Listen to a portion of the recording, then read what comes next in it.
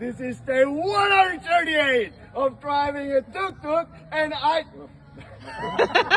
This is day 138 and I just drove a fucking tuk-tuk from Cambodia to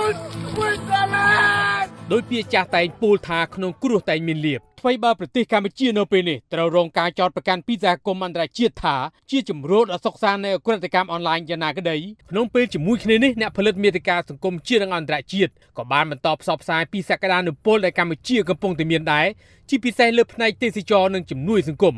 ជាក់ស្ដែងបរិះម្នាក់ជាជនបរទេសដែលដាក់ថា Swiss Yellow Jacket បានធ្វើរឿងដែលនឹកស្មានមិនដល់សម្រាប់ប្រទេសកម្ពុជាបរិះម្នាក់នេះបានជ្រើសរើសការប្រើប្រាស់មធ្យោបាយកង់បីឥណ្ឌាឬហៅថាតុកតុកឆ្លងកាត់ប្រទេសជាច្រើនមុនទៅដល់ប្រទេសស្វីសនេះអាចរាប់បានថាជាលើកទី1ហើយដែលជាសារដទៃធ្វើដំណើរក្នុងចម្ងាយផ្លូវដ៏វែងតាមមធ្យោបាយកង់បីបែបនេះឆ្លងកាត់ទ្វីបតាមរយៈคลิปវីដេអូដែលលោកថតផ្សព្វផ្សាយនៅលើបណ្ដាញសង្គមតាំងពីថ្ងៃចេញដំណើរពីទីក្រុងភ្នំពេញគ្រប់សកម្មភាពរបស់លោកនិងមិត្តភ័ក្តិម្នាក់ទៀតដែលរួមដំណើរជាមួយគ្នាហាក់បានបង្ហាញឲ្យពិភពលោកដឹងថា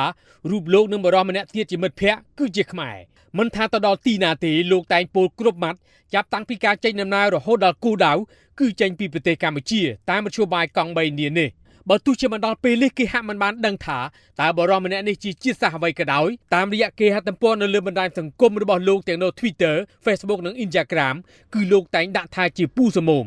ក្នុងន័យនេះបង្ហាញថាអ្វីដែលលោកកំពុងតែធ្វើគឺជាការផ្សព្វផ្សាយពីប្រទេសកម្ពុជានិងសក្តានុពលដែលកម្ពុជាកំពុងតែមានដែរយ៉ាងណាមុនចាប់ផ្ដើមបេសកកម្មដែលដាក់ថា Raincoat on a Mission ឬហៅថាបេសកកម្មអាវភ្លៀងលោកពូសមោមបានព្យាយាមប្រឡងយកប័ណ្ណបើកបរនៅប្រទេសកម្ពុជាចំនួន2លើកទើបជាប់តាមរយៈប័ណ្ណបើកបរនេះហើយដែលបើកផ្លូវឲ្យលោកចាប់ផ្ដើមធ្វើដំណើរក្នុងផ្លូវឆ្ងាយដ៏សែនឆ្ងាយជុំវិញពិភពលោកមុនពេលទៅដល់គោលដៅគឺប្រទេសស្វីសនោះកង់បីឥណ្ឌាទី2របស់លោកនេះហើយដែលជាការចាប់ផ្ដើមនៃការចេញដំណើរក្រោយពេលកង់បីទី1របស់លោកចេញទាំងអារម្មណ៍ក្តុកក្តួលនិងសោកសង្រេងនោះជំនួសរបស់ដែលលោកចេញទៅកង់បីទី2នេះដែលលោកពូសមោមចាប់ផ្ដើមតុបតែងនិងរចនាដ៏ប្រណិតទាំងបរិក្ខារខាងក្នុងនិងខាងក្រៅថ្មីបើកង់បីឥណ្ឌាថ្មីនេះអាចចាត់ទុកថាជាសំណាងបន្តិចក៏ពិតមែនដែលបានជូនដំណើរម្ចាស់របស់ខ្លួនដើរជុំវិញពិភពលោករឿងនេះក៏មិនមែនជាការងាយស្រួលប្រមាណនោះឡើយក្នុងដំណើរផ្លូវដ៏វែងឆ្ងាយនេះកង់បីដែលទើបតែទិញថ្មីស្រឡាងបែរជាត្រូវខូចនិងជួសជុលជាច្រើនដងដែរ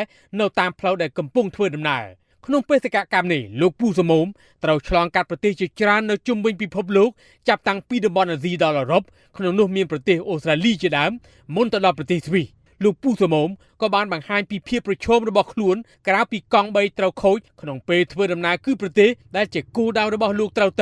អាជ្ញាធរហាមឃាត់មិនឲ្យលោកបើកកង់បីឥណ្ឌានេះចូលឡើយតែយ៉ាងណាការព្យាយាមរបស់លោកក៏នៅតែអាចទទួលបានជោគជ័យដោយផែនការដែលបានគ្រោងទុកផ្អែកលើទិន្នន័យដែលលោកបានផ្សព្វផ្សាយនៅលើបណ្ដាញសង្គមពូសមោមបានជិះកង់បីឥណ្ឌាទាំងថ្ងៃទាំងយប់ដោយត្រូវឆ្លងកាត់ប្រទេសចំនួន26ប្រទេសក្នុងរយៈចម្ងាយ 25,000 គីឡូម៉ែត្រដែលចាយពេល138ថ្ងៃ This is day 138 and I just drove a fucking tuk-tuk from Cambodia to Switzerland